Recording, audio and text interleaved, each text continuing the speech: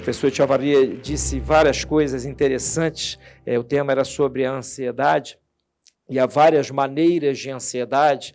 Nós fizéramos, então, uma advertência de que ansiedade e medo não são conceitos unívocos, ou seja, não querem dizer a mesma coisa. Mas por que cito isto? Porque, na verdade, quando olhamos para um pecado capital, ele é capital por ser cabeça de vários outros, nós vemos que ele dá entrada a uma constelação, dada a comunidade que há entre esses pecados capitais, a uma constelação de outros vícios.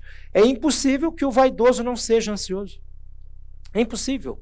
Se ele espera com afã, para além do que é razoável, o reconhecimento do próximo, dos outros, e de uma multidão de outros, estando certo ou não, né? Pode ser que ele até se julgue, ele tenha algum mérito efetivo, mas isso não importa neste momento, importa esse afã de reconhecimento que ele busca. É claro que ele será inseguro, é claro que ele terá medos patológicos.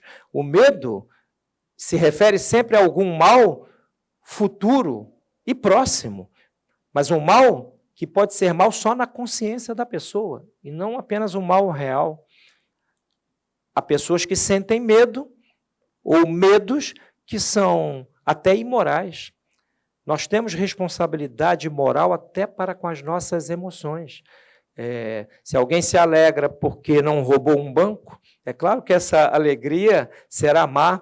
Então, entre a vaidade e essas 7 filhas, que, por sua vez, vêm acompanhadas de uma multidão de demônios, digamos assim, por aí nós vamos vendo, ao contemplar o vaidoso, temos o retrato, a fotografia espiritual, moral e psicológica dele.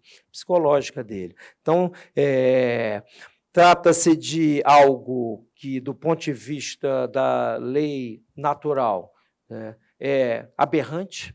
A lei natural, diz Santo Tomás, que é a participação da criatura racional na lei eterna. Mas dizer isso é dizer algo um pouco abstrato, principalmente para pessoas contemporâneas. Alguém há de perguntar, mas tá bom, e o que isto muda a minha vida? Muda no sentido de que todos nós temos aquilo que é a luz da razão natural, que é o medidor da realidade. Raciocinar é o modo propriamente humano de conhecer, de inteligir a realidade e, portanto, nos raciocínios, direta ou indiretamente, nos raciocínios retos, a lei natural estará presente ali como a lei também da inteligência, porque a natureza não é só algo natural, é o natural de cada algo. Cada coisa que está posta na ordem do ser obedece a leis. E subtrair-se à lei é o modo humano de perverter-se, é o modo humano de encaminhar-se para uma situação aflitiva que não deixa de ser um espelho de uma situação infernal, Hoje, agora, ouvindo a fala do Dom Atanásio, né, sobre o tempo presente, me veio à luz a frase de João de Santo Tomás, segundo a qual, é uma premissa, né? É correto supor que, no final dos tempos, nós teremos uma humanidade mais ou menos configurada aquilo que será o inferno. Né? Será o inferno. Isso está lá no Cursos Teológicos, que é uma obra importante de João de Santo Tomás, um autor, um escolástico tardio. Então, quando nós vemos que os costumes se depravaram, que as leis não expressam mais, não são a expressão da reta razão em ordem ao bem comum. Quando nós vemos, inclusive, entre as autoridades eclesiásticas, uma espécie de ojeriza à excelência, de ojeriza à luz, tenhamos, né, por dedução bastante razoável, que a situação da humanidade num estado como esse é uma situação de declínio. E, portanto, multiplicar-se-ão os vaidosos, os gulosos, os luxuriosos, e por aí vamos. Então, é um tempo triste e também esperançoso viver numa época como a nossa. É triste porque basta sairmos à rua para vermos como as pessoas vão perdendo até mesmo o bom senso. Numa cidade como o Rio, isso é mais perceptível. A degradação dos costumes, a degradação da língua, a degradação estética, etc. Outro dia eu estava tomando água de coco aqui com a minha esposa na Barra, aqui na Praia da Barra, e o rapaz, 7h30 da manhã, estava ouvindo um funk, e uma música horrorosa. Eu falei, meu filho, você quer que nós bebamos água ou não? E ela me perguntou, mas como ele gosta disso? A resposta que me veio foi a seguinte, ele não sabe que não gosta. Ele não gosta e não sabe que não gosta. Ele só ouviu isso. Então, ele está acostumado a esta atmosfera terrível em que as pessoas retiraram de si mesmas as pré-condições para a apreciação da beleza. E como não haverão de ser vaidosas? Se a vaidade é este afã imoral de reconhecimento, nós podemos aqui, pensando juntos, traçar a seguinte hipótese. Quando a inteligência média decai e os conceitos já não têm mais muito sentido, as vontades, a inteligência, quando ela se degrada, a vontade torna-se a senhora da casa. Quando as vontades, ou a vontade no plano social, impera sobre a inteligência, cada um tenderá a defender a sua opinião com maior furor, seja a sua opinião correta ou não. A opinião, nós sabemos que é a adesão a uma proposição com certo temor de que não seja a verdadeira. Entre a opinião e a dúvida, eu disse isto ontem, há uma diferença. A dúvida, na dúvida, eu não adiro a nenhuma proposição. Eu me mantenho num perene estado de oscilação mental. Na opinião, mesmo com certa dúvida, eu escolho aquela que me parece razoável. Mas há gradações de opiniões. Há desde a opinião vaga, o flatus votis, até o parecer do especialista. Ora, onde o parecer dos especialistas em matérias sociais não vale, a tendência é de que um pecado como a vaidade se dissemine como rastilho de pólvora, porque as opiniões ficam soltas, assim, ficam a esmo, com uma espécie de caráter de verdade. Expor uma opinião com certeza é uma coisa louca. A opinião sempre traz consigo uma parcela de dúvida. Quem não percebe isto acaba querendo impor a sua opinião a todos os demais, como se ela fosse uma verdade apodítica, metafísica. Então, meus caros, fiz aqui alguns apontamentozinhos para comentar, e aqui, como nós teremos mais ou menos 50 minutos, o meu propósito era fazer uma exposição curta e, pelo menos, abrir para umas 2 ou 3 perguntas ou objeções, ou insultos, etc. Santo Tomás diz o seguinte, há 3 estados de glória. Antes de falar da vanglória, ele trata da glória. O bem de alguém se manifesta a uma multidão de pessoas. É um bem glorioso. O bem de alguém se manifesta a poucas pessoas. É um bem mediano. E o bem de uma pessoa é considerado apenas por ela própria, deleitosamente, daí dizer-se que ela chega a vangloriar-se e é tomada do afã de manifestar este bem que ela julga ser excelso a muitos. Então, há a luz de uma glória merecida, ainda que participada, há uma luz de uma glória menor, que não se manifesta a muitos, mas se manifesta sempre a Deus, e há aquela glória que a pessoa julga ser luminosa, e aqui que estamos no núcleo do pecado da vaidade. E Santo Tomás, neste trecho do De Malo, diz que há 3 maneiras de vaidade, 3 maneiras de uma pessoa vangloriar-se. Gloriar-se do que é falso, como de um bem que não se possui. Por exemplo, gloriar-se do que é falso.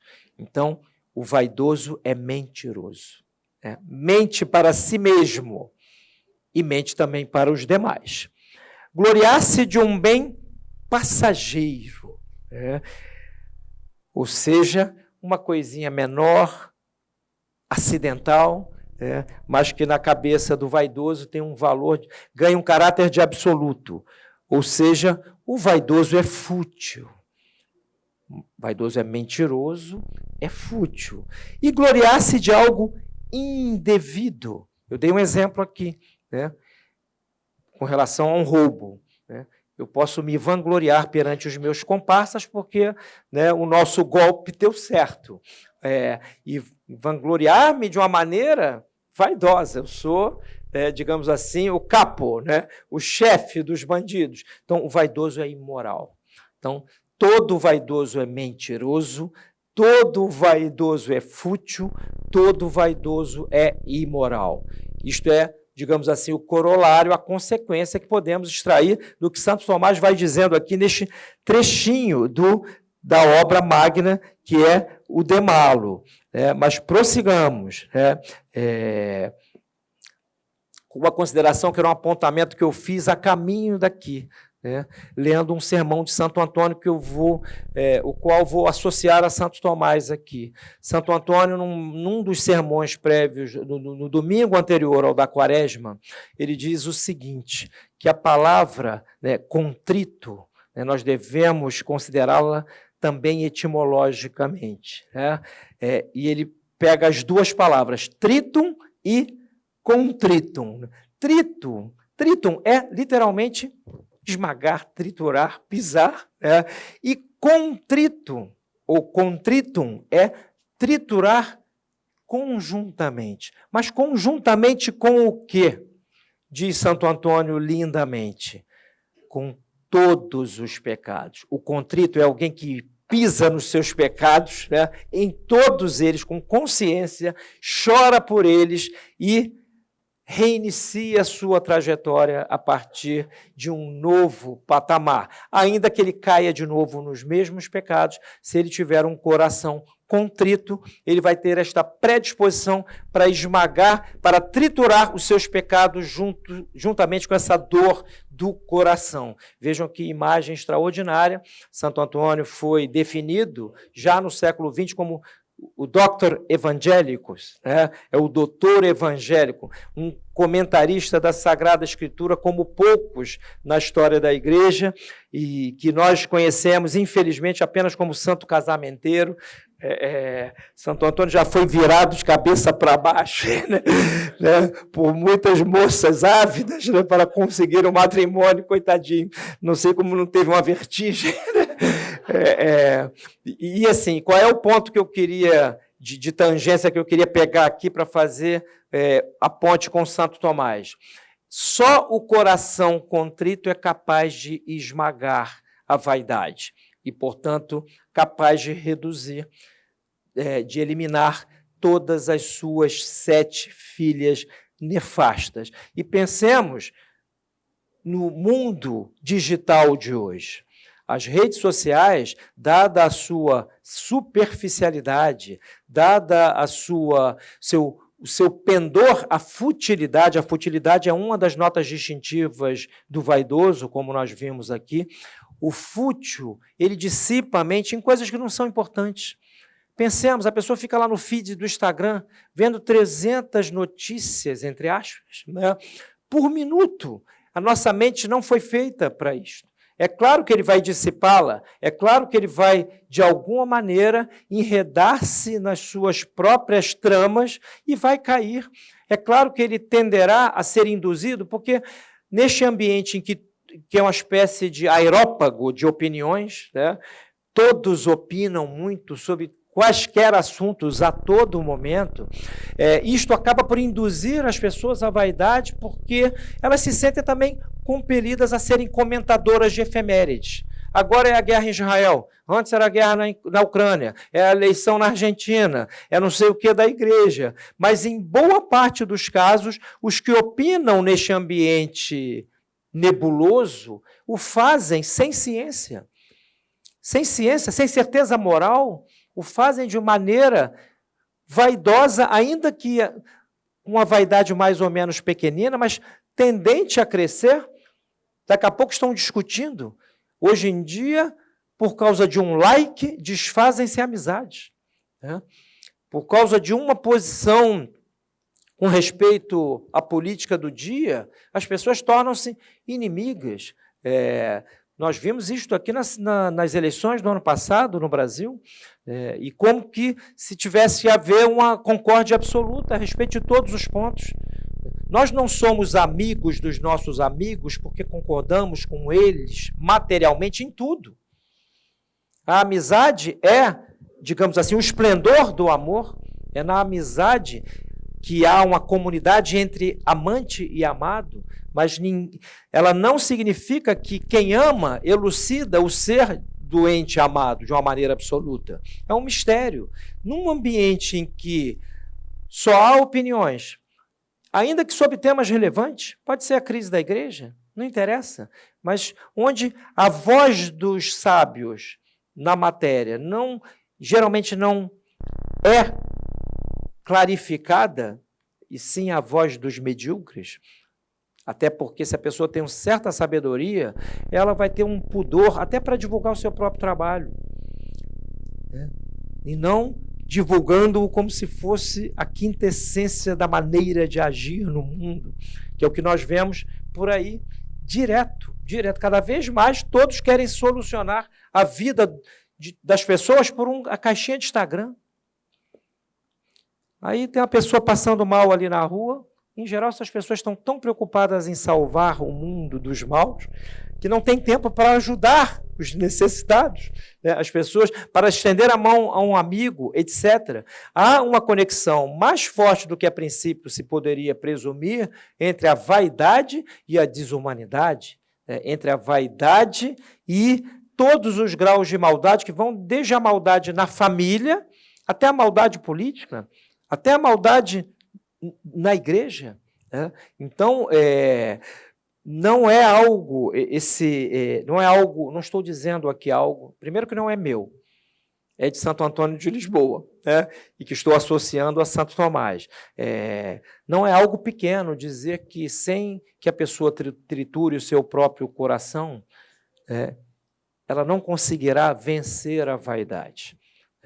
Não é que nós não possamos ter aquela pequena vaidade, né, de nos apresentarmos bem perante as pessoas. Isso é natural e bom, né? Ter um certo, né, um justo ornato, né, do corpo e da alma, né, perante terceiros.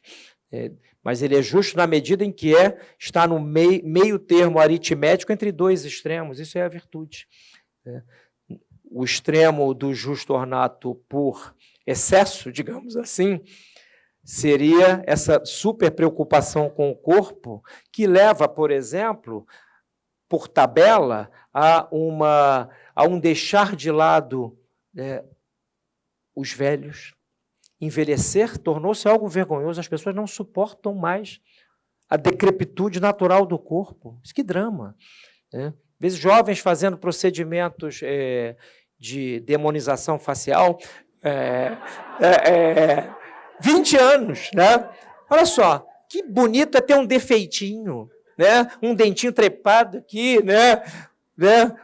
As pessoas que entram na consultório do doutor, que é o cirurgião plástico, e diz assim: doutor, por favor, eu quero ficar com a cara da minha alma. Como a alma às vezes está feia, elas saem lá da sala de cirurgia com 2 linguiças nos beijos, né? Que é ridículo. Uma sociedade de vaidosos perde o senso do ridículo. Perde o senso do ridículo em escala geométrica. E uma sociedade que perde o senso do ridículo é politicamente má necessariamente. Só nossa era translocada pode imaginar que teremos governantes prudentes, né, que uma sociedade de tarados, malucos, vaidosos, etc., vai ser governada por sábios, né? É impossível, é absolutamente impossível. Os políticos são a expressão da média da população. Platão, nisto, já tinha este vislumbre. As formas de governo são como que a fotografia da alma dos cidadãos daquele tempo. Alguém pode discutir a respeito da forma melhor ou pior de governo, etc. Mas não se pode, com razoabilidade, querer achar que amanhã nós seremos governados por São Luís de França. Amanhã! Nas próximas eleições surgirá aí um grande santo na política. Não acontecerá. Então, onde não há contrição, se estimula a vaidade e, por conseguinte, as contendas, sobretudo em temas políticos, a jactância que visa o lucro, jactância é a primeira filha direta da vaidade. Só que, no nosso caso, com a facilidade das redes sociais, muitas vezes é um gabar-se com intuitos financeiros. Né? Porque se o sujeito tem 250 mil seguidores do Instagram, né, ele pode transformar aquilo em dinheiro. Né? Mas para ter 250 mil seguidores do Instagram, muitas vezes recorre-se a estratégias de autodivulgação que passam pela virtude da vaidade de maneira flagrante. Então, contendas políticas, jactância avarenta, a avareza, já sabemos desde São Paulo que ela é, digamos assim, o princípio do mal no mundo. Né? Pela avareza, o mal entra no mundo. Ora, essa avareza é esse afã desordenado no ter. Né? No ter não apenas coisas materiais, mas também espirituais. Né? Sabemos na história da igreja quantas vezes avarentos espirituais fizeram mal aos seus irmãos em conventos, por exemplo, etc. Então, afã de singularidade é quase como que um reflexo de um ambiente insalubre em que todos opinam vaidosamente, querendo acreditar as suas opiniões, o caráter de certeza científica e, portanto, tendo como reflexo essa atitude de contendores. Estão em contendas consigo mesmos e para com todos os que não concordem materialmente com as suas opiniões. A discórdia nascida da vertigem de superioridade, ela acomete pessoas irrefletidas. E no ambiente hoje das redes sociais, quanta irreflexão, quanta expressão de opiniões de maneira apressada. A vida não tem esse ritmo. A vida tem um ritmo próprio. Às vezes é preciso mastigar a notícia para dar uma opinião depois, ouvir uma pessoa mais experiente, mais sábia, etc. Agora, a facilidade do veículo predispõe a um aumento desse vício socialmente. Olha, meus caros, vejam uma coisa. Aristóteles, na Ética a Nicômaco, diz uma frase, acho que é no livro 4, que eu tomo assim, como um dístico para mim. Né? Ninguém é imparcial no prazer. A virtude se dá também, é uma vitória no âmbito dos prazeres. Ninguém é imparcial nas coisas prazerosas. Ora, o prazer que o vaidoso tem ao presumir que os seus méritos estão sendo reconhecidos por terceiros, porque depois de tanto trabalho que ele tem para se autodivulgar, tocar a matraca em torno da sua pessoa, é claro que alguns incautos caem. Né? Os charlatães são isso. Um charlatão sempre tem uma legião atrás de si, de seguidores. Né? E, em geral, os que o seguem têm, em potência, todos aqueles vícios, né, que o charlatão tem em ato. Então, as redes sociais também dão margem a esse tipo de charlatanismo que se dissemina por excessiva vaidade. Então, devemos estar em guarda para com os prazeres, inclusive para o prazer que temos, que decorre do reconhecimento pelos outros de mérito que nós possamos ter. Não é que nós não devamos buscar algum reconhecimento, até porque a boa reputação deve ser querida. Santo Tomás nos diz que até os maus têm direito a defender a sua reputação, né? Se não forem malvados em coisas gravíssimas, aí neste caso sim, eles devem ser publicamente desautorizados, Mas até essas pessoas que estão desordenadas e, portanto, que fazem coisas muito ruins, têm um direito à honra, a certa expressão social, né, do bem das suas próprias pessoas. Agora, fiquemos alerta, porque se olharmos para as estatísticas contemporâneas de várias doenças de natureza psicológica e também física, e contemplarmos no mundo em que tem informação como nunca até então, nunca foi tão fácil a pessoa divulgar algo. São Paulo não tinha Instagram, né? Suas epístolas chegaram até nós, até hoje, né?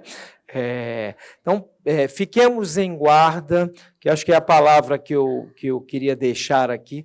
Eu não sei há quanto tempo eu ando aqui, por favor, Shirley, porque a ideia é nós dividirmos, assim, pelo menos 1 hora para cada um.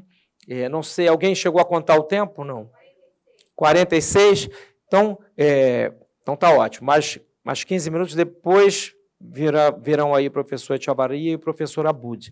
Meu papel hoje é até não me estender muito mesmo, para dar passagem, digamos assim, a estes professores que, no momento do Brasil, neste momento do Brasil, são muito importantes. São muito importantes. A área da psicologia, está aqui presente o Rafael de Abreu, que fundou o Instituto de Psicologia Tomista, que está indo muito bem, obrigado.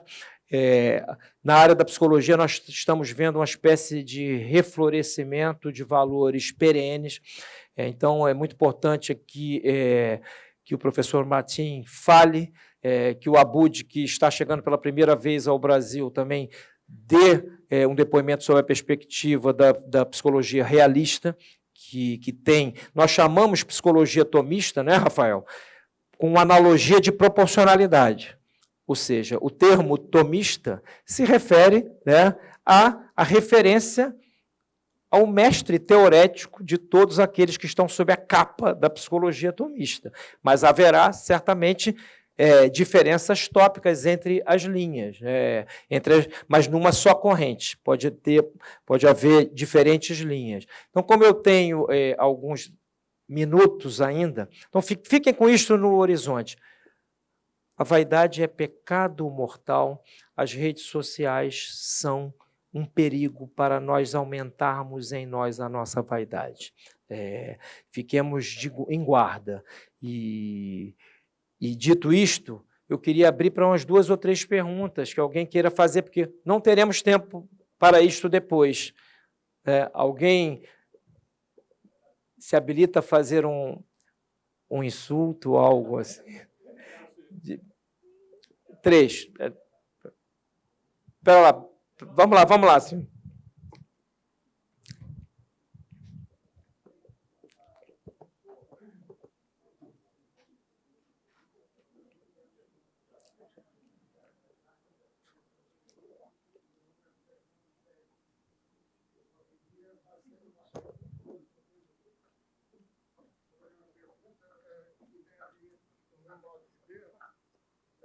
Lançar uma luz a respeito da questão da vaidade, que é o amor desordenado a si mesmo, né? Como o senhor explicou, o amor é uma paixão. A gente até percebe um vaidoso nas mutações corporais que ele tem quando ele está sendo vaidoso. Mas eu queria que o senhor explicasse uma coisa que foi uma dúvida que há muito tempo está na minha cabeça. Eu sou católico, tenho fé, eu vou falar uma coisa sobre São Paulo, mas eu, inclusive, já encontrei uma justificação para o meu problema, que é aquele dito de São Paulo, no final da vida. Combati o bom combate, corri a carreira inteira, dai-me agora, Senhor, o prêmio de vossa glória. Ora, São Paulo perseguiu nosso Senhor Jesus Cristo. Então, a carreira inteira dele. Depois, nós sabemos que o primeiro mártir da igreja foi Santo Estevão, que morreu apedrejado. E algumas narrativas, como se hoje em dia tudo é narrativa, né? Mas, enfim, algumas narrativas históricas dizem que São Paulo estava entre os apedrejadores. Mas ele provavelmente como está na epístola, né? Eu creio que esse trecho está na epístola, ele aí não teve um amor desordenado a si mesmo. Como é que o senhor explicaria isso psicologicamente?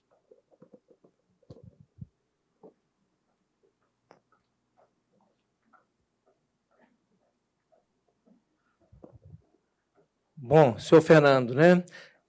Antes de tudo, no caso de um apóstolo, que é o apóstolo dos gentios, não devemos esquecer que ele foi quem foi por um influxo de uma graça especialíssima e não por virtudes prévias que... Você acabou de assistir a um trecho da aula do nosso primeiro mestre, o professor Sidney Silveira, ministrada no último fórum da Liga Cristo Rei. Ela faz parte do que nós chamamos de painel de psicologia tomista, do qual também participaram os ilustres doutores Matinha Echevarria e Jordan Abud. A palestra completa do professor Sidney e dos demais mestres serão disponibilizadas integralmente em nossa plataforma de membros patrocinadores. E você poderá assistir agora, doando qualquer valor mensal à nossa causa. Nós sonhamos com a criação de uma grande produtora audiovisual católica, que possa difundir a verdade por todos os lares do Brasil. Por isso, tendo em vista que é necessário arcar com altos custos, pedimos que você se torne membro patrocinador com qualquer valor mensal em membros.centrodombosco.org.